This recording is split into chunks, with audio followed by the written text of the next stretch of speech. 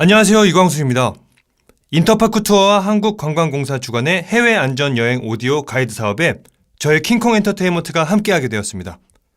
이번에 제가 소개해드릴 도시는 바로 중국 경제의 중심이자 중국 유일의 국제도시 상하이입니다. 과거와 현재 그리고 미래가 공존하며 이국적인 모습을 뽐내고 있습니다. 양쯔강 하구에 위치한 상해는 중국 통상의 목적으로 개항된 19세기부터 20세기에 걸쳐 크게 발전하여 외국인 거주자가 늘어나며 이국적인 모습도 가지기 시작했습니다. 한국에서는 인천뿐만 아니라 부산과 대구 등지에서도 직항편이 많이 운항을 하고 있습니다. 한국에서는 약 1시간에서 2시간 정도의 시간이 걸리며 푸동공항과 홍차공항을 주요 국제선 공항으로 이용하고 있습니다. 넓은 대륙이지만 다양한 쾌속열차로 연결이 되어 있으며 상하이역, 남역, 서역이 철도역으로 사용되고 있습니다. 상하이에는 13개의 지하철 노선이 있으며 교통체증이나 택시의 바가지 요금을 피하기에 유용한 수단이 되고 있습니다. 중국의 향기와 국제도시의 모습, 두 가지 모습으로 다양한 볼거리를 제공하고 있는 상하이로 함께 가보도록 하겠습니다.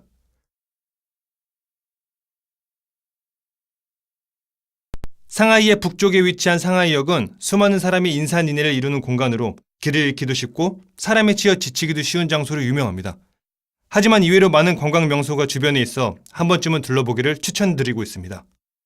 중국의 개혁적 문학가들의 주 활동 무대가 되었던 문화명 인가는 한국의 인사동을 모델로 삼아 골동품점, 고서점, 화랑 등이 들어서 있습니다. 중국 문학의 대가인 루신의 주 활동 무대이기도 했다고 합니다.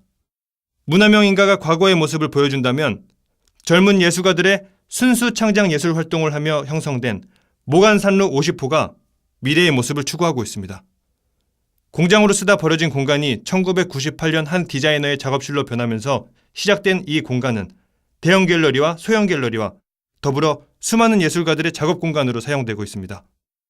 낡은 건물을 개조한 공간이다 보니 공장의 배관, 굴뚝, 물탱크 등이 젊은 예술가의 손에 의해 새롭게 탄생되는 모습을 찾아보는 재미가 더해져 중국에서 가장 새롭고 인상적인 관광지로 각광받고 있습니다. 이와 더불어 윤봉길 의사께서 폭탄으로 민족의 독립을 위해 활동하였던 역사적인 루신공원도 한국 국민이라면 한 번쯤 찾아가 볼 만한 장소가 아닌가 합니다. 여러 의미로 새로운 관광지로 이름을 알리고 있지만 너무 많은 유동인구를 가진 지역으로 소매치기가 많이 활동하고 있으니 소지품 관리에 더더욱 주의를 기울여주세요. 남쪽의 인민광장과 북쪽의 인민공원으로 조성되어 있는 인민광장 지역입니다. 상하이의 중심부에 위치해 상해 시민들에게 휴식의 장소를 제공해주고 있습니다. 과거 경마장으로 사용되던 장소를 2000년도에 새롭게 개조하여 시민들을 맞이하고 있습니다.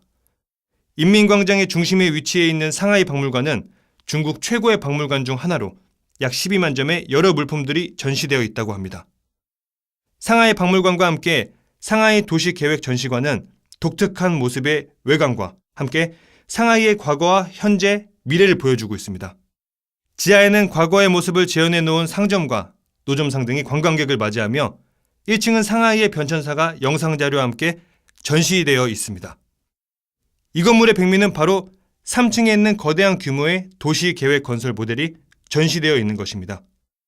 녹음이 짙은 공원과 함께 역사와 문화를 함께 체험할 수 있는 장소로 추천을 해드리겠습니다. 한때 버려졌던 길을 1998년부터 예술가들에게 싸게 임대하기 시작하면서 형성된 중국 스타일의 인사동이라고 할 수 있는 타이캉루 예술거리입니다.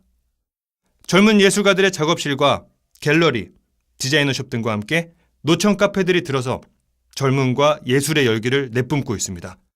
미로같이 좁은 골목길 구석구석까지 예술적 색채를 보이며 꾸며진 샵들을 구경하는 재미는 타이캉루 관광의 묘미라고 할 수가 있습니다. 그와 더불어 배고픈 젊은 예술가들의 허기를 채워주기 위해 들어서 있는 샌드위치와 피자 가게에서 간단한 식사를 즐겨보는 것도 색다른 재미가 될 것입니다. 젊은 예술가가 되어 이곳 타이캉루 거리에 예술혼을 함께 즐겨보세요. 가슴 아픈 역사와 자랑스러운 한국인의 모습을 동시에 느낄 수 있는 대한민국 국민이라면 한 번쯤은 방문해봐야 할 대한민국 임시정부청사입니다. 1926년 7월 이곳으로 정착해 1932년 4월까지 약 6년간 대한민국의 독립을 위해 활동했던 모습을 살펴볼 수 있습니다. 나지막한 3층 건물로 지나치기 쉽지만 내부는 대대적인 리모델링을 통해 다양한 영상 자료와 재현된 과거의 모습으로 우리 민족의 역사적 자료를 함께 보여주고 있습니다. 도산 안창호 선생님의 친필 휘호와 독립신문 등이 눈길을 끌고 있습니다. 그와 함께 1층에 위치한 관광 안내소에서 비디오 영상물을 시청해 보시기를 추천해드립니다. 김구 선생님과 윤봉길 의사 등이 조국 독립을 위해 애쓰시던 모습을 상상하며 항상 감사하는 마음으로 방문을 해보세요.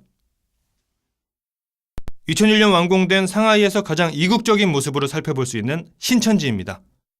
다양한 명품 매장과 편집샵이 쇼핑 스팟으로 그 위용을 자랑하고 있으며 마치 유럽에 온 듯한 노천 카페들이 앞다투어 손님을 맞이하고 있습니다. 중국에서 가장 트렌디한 바와 레스토랑이 이른 점심에 브런치들을 판매하고 있으며 예쁜 테라스에서 차를 즐기는 외국인과 중국인들의 모습을 보는 재미를 제공해주고 있습니다. 타이 음식, 스테이크, 상하이 음식, 와인바 등 다양한 먹거리가 준비되어 있으니 몽환적이고 자유롭고 이색적인 중국의 모습을 한번 살펴보세요. 다만 늦은 저녁의 방문과 지나친 음주는 피하시는 게 좋겠죠?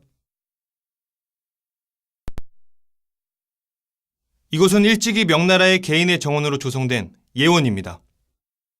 상해 강남 지방 최고의 정원으로 손꼽히고 있으며 약 2평방킬로미터의 땅 위에 40채에 가까운 명나라와 청나라 양식의 건물이 지어져 있습니다.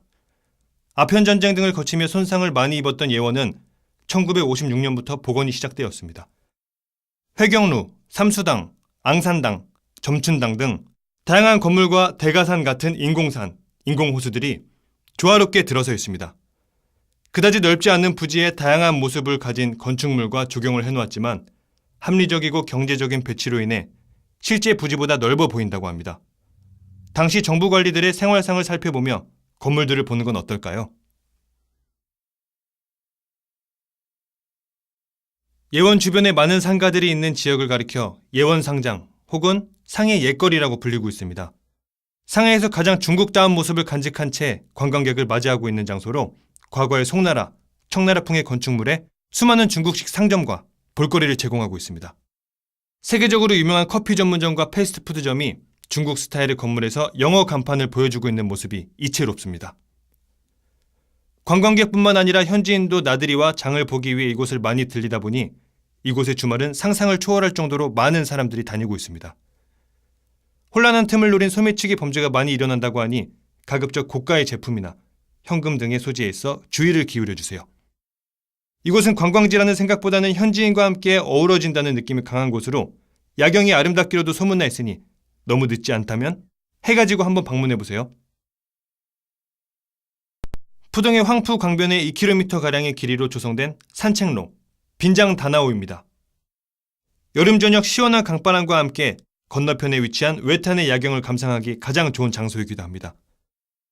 야경을 즐기며 식사를 하기 좋은 고급 레스토랑과 커피 전문점, 아이스크림 전문점 등이 길가로 위치해 있어 지친 몸에 휴식을 전해주는 장소이기도 합니다. 빈장 다나오 주변으로는 아시아 최대 규모를 자랑하는 상하이 해양수족관이 있으며 이곳은 8개의 전시실과 28개의 테마관으로 관광객을 맞이하고 있습니다. 그와 더불어 상하이 역사박물관에는 상하이의 옛 건축물들과 거리를 복원해 다양한 생활 모습을 보여주고 있습니다. 빈장 다나오의 가장 핵심인 동방명주탑은 총 높이 486m를 자랑하는 아시아에서 손꼽히는 방송탑으로 상하이의 랜드마크 역할을 하고 있습니다. 3개의 지점의 전망대가 360도로 상해의 모습을 전망할 수 있으며 두 번째 전망대에는 레스토랑이 함께 있어 식사와 상해의 전망을 동시에 해결할 수 있도록 준비해 두었다고 합니다. 낮의 풍경보다는 조명으로 빛나는 상해를 전망해 보기 위해서는 저녁 무렵에 방문을 추천드립니다.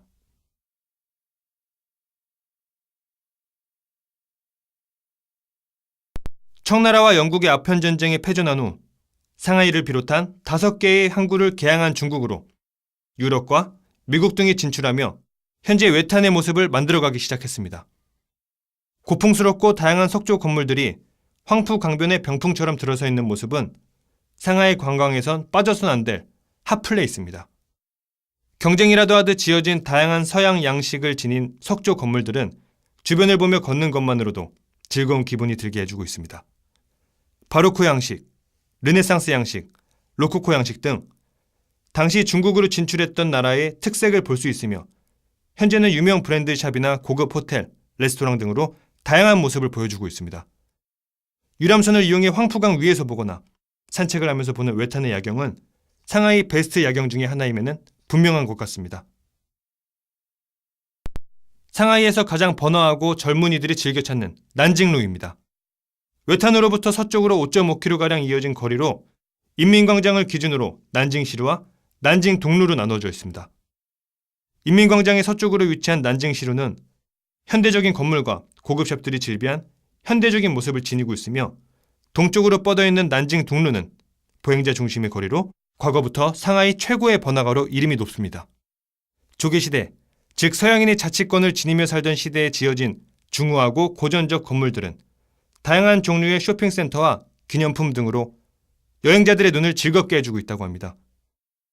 1999년부터 지정된 일부 보행자 전용 도로의 길 중앙에는 벤치나 매점 등이 있으니 잠시 쉬며 거리를 활보해보는 것도 좋은 방법입니다.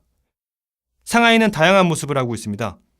고급스러운 현대 건물과 고풍스러운 19세기의 건물, 그리고 명청나라의 중국 전통의 모습을 함께 간직하며 세계 속의 도시로 발전해가고 있습니다. 짧은 비행거리와 같은 동양권 문화라는 장점이 어우러져 다양한 모습으로 관광객을 맞이하는 상하이 여행은 어떠세요? 너무 외진 곳이나 늦은 밤 혼자 다니지만 않으면 생각보다 안전한 여행지가 될 수 있을 거예요. 다만 관광객이 많은 곳은 어디나 그렇듯 소매치기는 극성이라고 합니다. 항상 주변에 수상한 사람은 없는지 살펴보시고 소지하고 있는 물품에 대해 주의를 늦추지 마세요. 이상 인터파크 투어와 한국관광공사 제공의 해외 안전여행 오디오 가이드를 전해드린 이광수였습니다. 그럼 모두 안전한 여행이 될 수 있기를 진심으로 바라겠습니다.